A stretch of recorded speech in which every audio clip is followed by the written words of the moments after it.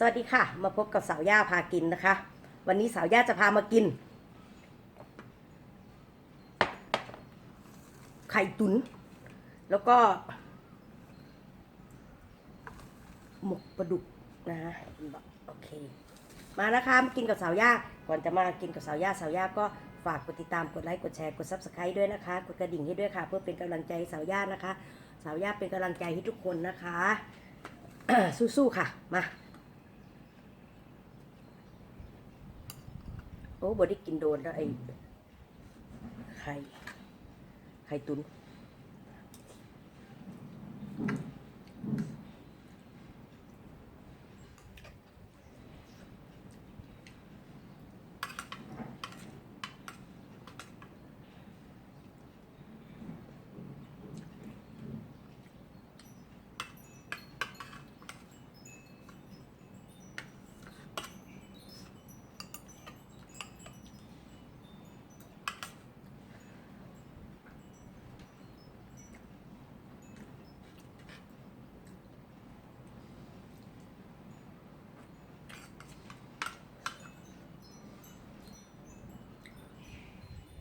ลม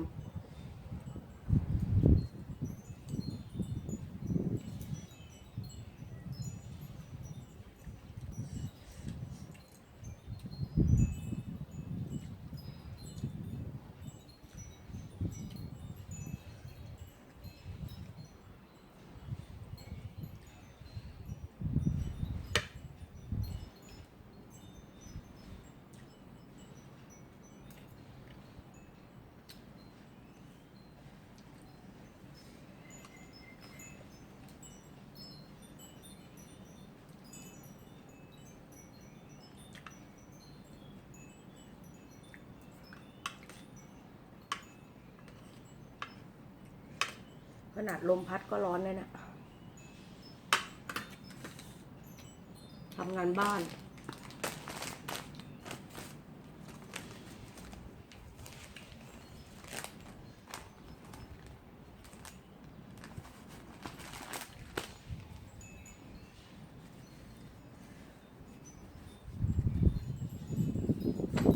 ลม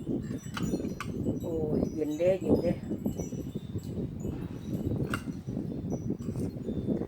ขอโทษขออภัยนะคะถ้าเกิดได้ยินเสียงลมก็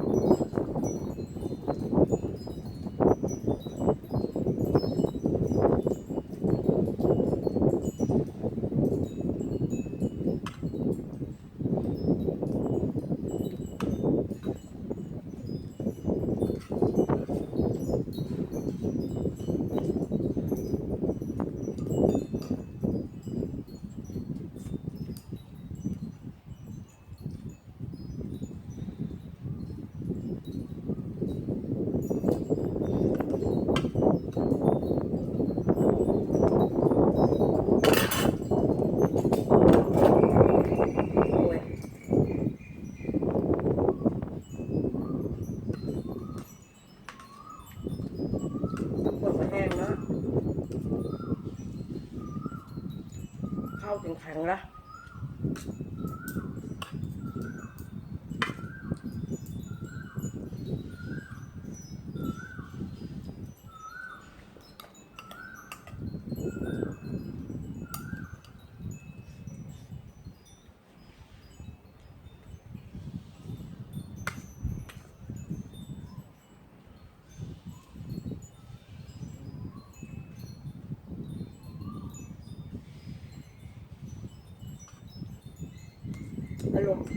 ลมพัดมาข้ามแข็งเลย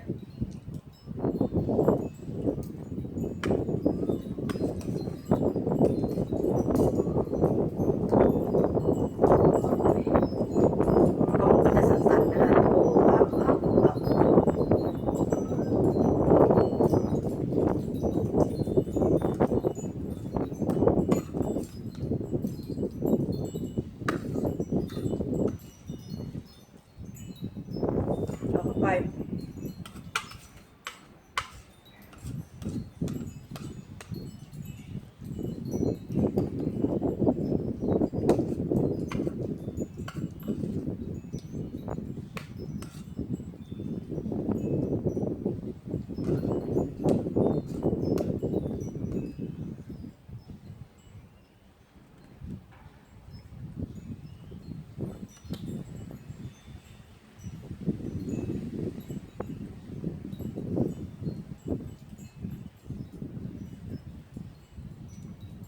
ลมมันพัดใส่ตานะ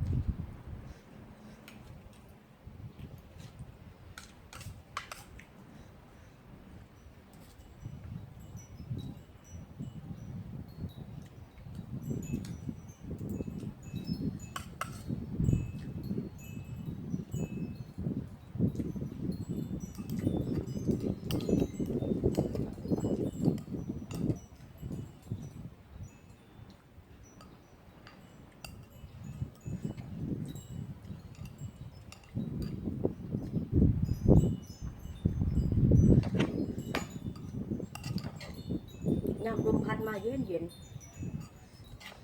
แบบลมพัดแบบร้อน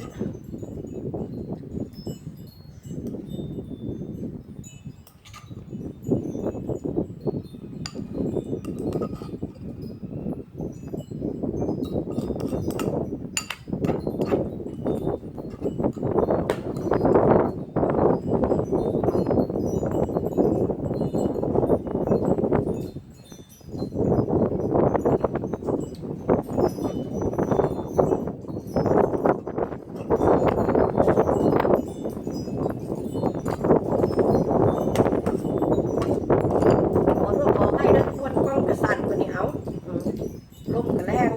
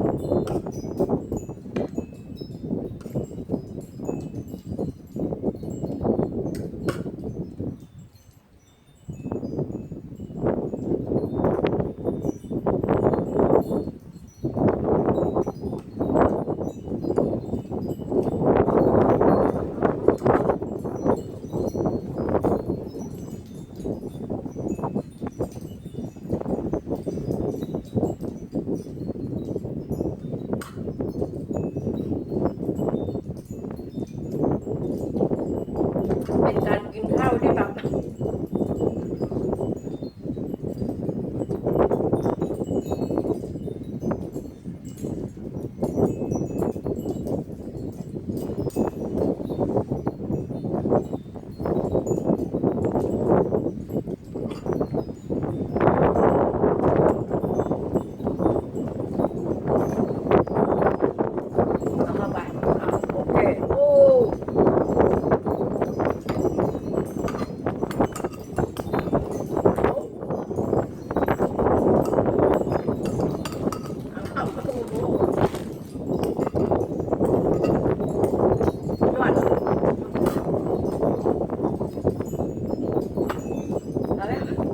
เราแยกไปก่อนนะคะโอเคค่ะเดี๋ยวคลิปหน้าเจอกันนะคะเพราะสาวย่าจะพากินอะไร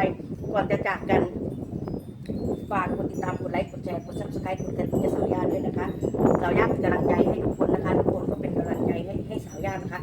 เรามาเป็นกำลังใจให้กันและกันนะฮะคือไม่ใช่อะไรหรอกเราแบบลม ลมมันกระแทกเข้าตาค่ะมันพัดเข้าตาไม่ใช่อะไรนะคะเดี๋ยวสาวยาไปจบคลิปนี้เดี๋ยวสาวยาก็จะปิดหน้าต่างเอาด้านนู้นแล้วกันนะคะโอเคนะคะขอโทษขออภัยนะคะคลิปนี้อาจจะทุลักทุเลกล้องอาจจะสั่นเสียงลมอาจจะแรงนะคะขอโทษขออภัยอีกครั้งค่ะโอเคนะคะอยู่เป็นกำลังใจกันนานๆนะคะอย่าเบื่อกันนะคะโอเคค่ะสำหรับคลิปนี้บ๊ายบาย